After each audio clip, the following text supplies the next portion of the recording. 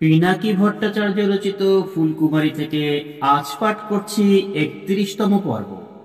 আজি ভুসুকু বঙ্গালী ভরেলি। ফুলকুমারীকে ছাড়াই কয়েদি জীবনের আরেকটা দিন শুরু হল। সুবেহে সাদিকে ঘুম ভাঙল ফুলকুমারী। ওর সকালের কাজকর্ম দেখে আমারও উঠতে মন চাইত। এখন ও নেই বলে আমি অনেক দেরিতে উঠি। ঘুম ভাঙলে চারপাশটা খুব শুনশান লাগে। আবার কিস্সা বানাই ওর জন্য। কেন যেন মনে হয় কাছেই কোথাও আছে ও। লুকোচুরি খেলছে, হঠাৎই এসে চমকে দেবে আমাকে। খেয়াল করেছ, খেয়াল করেছ ফুলকুমারী, মানুষ যতটা না চার দেয়ালে কয়েদ, তার চেয়েও অনেক বেশি ডর আর সন্দেহের কয়েদখানায় আছে যেন। ১ বছরেরও বেশি হয়ে গেছে, অথচ এখনো সবার মুখে মুখে শুধু সেই রোগ, শুধু সেই মহামারীরই আলাপ। আমাদের দেশে এসব রোগ তো রোজকার সাথী। গুটি বসন্ত, ম্যালেরিয়া, কালাজ্বর, যক্ষা, কত কিছু। কলেরায় কত গ্রাম ফাঁকা হয়ে গেছে। লোকজন নিজের বাপ মা ভাই বোনকেও ফেলে রেখে পালিয়ে গেছে।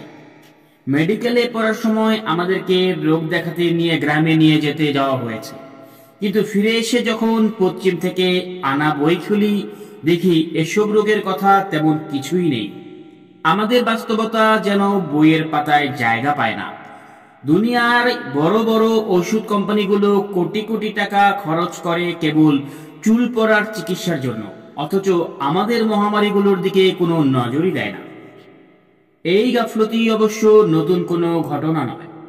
হিটলার যখন ইউরোপের বেশিরভাগ দেশ দখল করছিল, ইউরোপের কাছে সেটা আগ্রাসন মনে হয়েছিল। কিন্তু একই কাজ ইউরোপ বহু যুগ ধরে আফ্রিকা, আমেরিকা, এশিয়া, অস্ট্রেলিয়ার সঙ্গে করেছে। হিটলারের গলদ হলো এই দখল আর গণহত্যা নিজের প্রতিবেশী দেশগুলোর গোড়দোড়ায় এনেছিল, আর ইউরোপ গণহত্যা আর জুলুম সংগঠিত করেছে প্রতিবেশীদের থেকে দূরে। ফারাক এটুকুই। হিটলারের ওই ধ্বংসযজ্ঞ না ঘটলে দুনিয়ার বহু দেশই হয়তো আজও ইউরোপের গোলামি হয়ে থাকত। আমরা যখন ব্রিটিশদের গোলাম ছিলাম, তখন আমাদের লোকদের জোর করে ইউরোপে পাঠানো হয়েছিল যুদ্ধে মরার জন্য। কেউ প্রশ্নও তোলেনি আমরা কি আদৌ চাই ওই ফ্যাসিস্টদের বিরুদ্ধে ব্রিটিশদের বাঁচাতে, অথবা আমাদের নজরে ফ্যাসিস্ট আর দখলদারদের মধ্যে কোনো তফাৎই ছিল না। কিন্তু এই দুঃখ, এই গভীর বেদনাই বাঙালির শিকড়।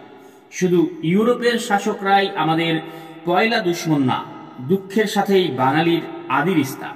এই দুঃখ আমাদের গান, কবিতা, কিচ্ছা, কাহিনীর মূল সুর। চর্যাপদেই প্রথম বাঙালি শব্দটা লেখা হয়েছিল। সিদ্ধাচার্য ভুসুক পাদ লিখেছিলেন, আজি ভুসুক বঙালি ভৈলি, নীল ঘরিণী চণ্ডালী লেলি। ভুসুকু, আজ তুমি বাঙালি হলে, নিজের বউকে চণ্ডালে নিয়ে গেলে।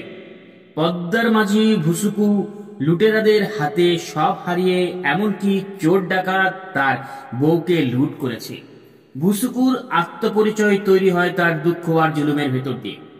জাত বা রক্তের ইজ্জত দিয়ে নয়, বরং বঞ্চনাকেই সে বাঙালিত্বের পরিচিতি হিসেবে কবুল করেছে। আমাদের নিকট ইতিহাসে ব্রিটিশরা আসার আগেই মারাঠারা ছিল। প্রতি বছর তারা আক্রমণ চালাতো, ধ্বংস আর খুনোখুনি করত বাংলায়। তাদের রাজ্য ছিল প্রায় গোটা হিন্দুস্তান জুড়ে।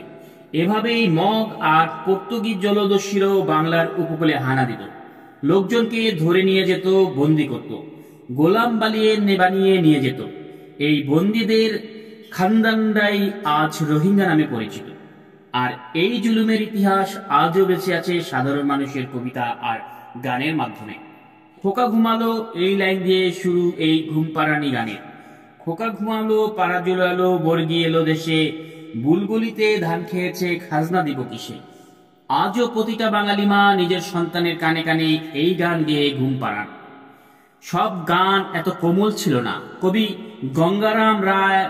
গঙ্গারাম এক বয়ান করেছেন মারাঠা সৈন্যদের জুলুম ও বর্বরতা নিয়ে। এই মতে সব লোক পালাইয়া যাইতে, আচম্বিতে বর্গি গেরিল আইসা সাথে। মাঠে গেরিয়া বর্গি দেয় তবে সারা, সোনারূপা লুটে নেয় আর সব ছাড়া। কারু হাত কাটে, কারু নাক কান, একই চোটে কারু বধ প্রাণ। মোহিনী স্ত্রীলোক বান্দি ধইরা লইয়া যাও, আঙ্গুষ্ঠে দড়ি বাঁধি দেয় তার গলায়। একজনে ছাড়ে তার আরেকজনা ধরে, রমণে ভরে ত্রাহি শব্দ ফারে। আকাশ বাতাস কান্দে কান্দিছে পাষাণ, রাখো কৃষ্ট কালী আল্লাহ ভগবান। এই কবিতার গানগুলো লেখা হয়েছে একান্ত আমাদের নিজের ভাষায়। এই ভাষাই আমাদের এক করে রাখে। ঘুমন্ত শিশু থেকে শুরু করে মৌতের বিছানায় শুয়ে থাকা বুড়া বুড়ি পর্যন্ত, ধান খেতে হাড় ভাঙা খাটুনি খাটা চাষা থেকে শুরু করে সারা দুনিয়া ঘোরা পণ্ডিত পর্যন্ত। যখন বাঙালি বৌদ্ধ সাধু অতীশ দীপঙ্কর তিব্বতে পা রাখেন, যে তিব্বত আজও তাই নিয়ে আসা ধর্মবদ্ধ পালন করে, তখন কোনো এক সদৃশ্য তাকে ফিরিয়ে নিয়ে যায় বিক্রমপুরের মাটিতে। আর তখন তিনি বলে ওঠেন, অতি ভালো, অতি ভালো, অতি ভালো হয়। এমন এক জ্ঞানী বিদ্বান মানুষও নিজের সবচেয়ে গভীর অনুভূতির জন্য চেনা জানা সহজ কথার বাইরে গিয়ে খুঁজেননি। প্যারিসের সন্ধ্যায় স্টিফেন্স রোডের জানালা দিয়ে আমি তাকিয়ে দেখি বাংলার মাঠ, নদী, গরুর গাড়ি। মানুষ ভাওয়াইয়া গাইছে, তার মধু মন্ত্র সুর ঘুমিয়ে পড়ছে জানালায়। আমি ধীরে ধীরে বলি, ফুলকুমারী শুনতে পাচ্ছ? ও কি গাড়িয়াল ভাই, কত রব আমি পন্থের দিকে চাইয়া রে। ও কি গাড়িয়াল ভাই, আমি রব আমি পন্থের দিকে চাইয়া রে। যেদিন গাড়িয়াল উজান যায়, নারীর মন মর ছুইয়া রয়। আর কি কি অবদুষ্কের জ্বালা, গাড়িয়াল ভাই গাইয়াছি কনমালারে। আর কি কবদুষ করে জ্বালা, গাড়িয়াল ভাই গাথিয়াছি কনমালারে।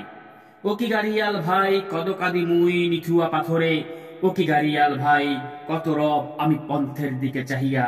ও কি গাড়িয়াল ভাই কত রব আমি পন্থের দিকে চাইয়া।